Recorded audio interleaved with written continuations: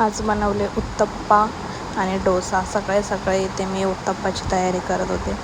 First time try केलेला, खूप छान झालेला आणि फर्स्ट बाईटच उमेशला दिली तर त्याला पण खूप आवडलेला.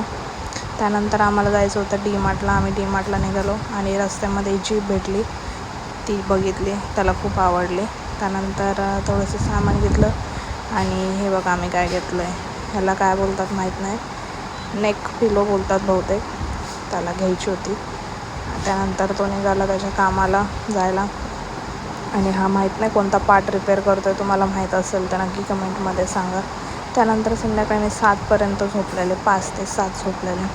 7 वाजता उठले, त्यानंतर चहा वगैरे पिले आणि लाईट पण गेलेली, पाऊस पण येत होता. तर मम्मीने आणि मी ठरवलं की आता अंधारातच स्वयंपाक करायचा, म्हणून टॉर्च लावला आम्ही आणि स्वयंपाकाच्या तयारीला लागलो. तर भेटूया त्याच्या व्लॉगमध्ये, तोपर्यंत बाय.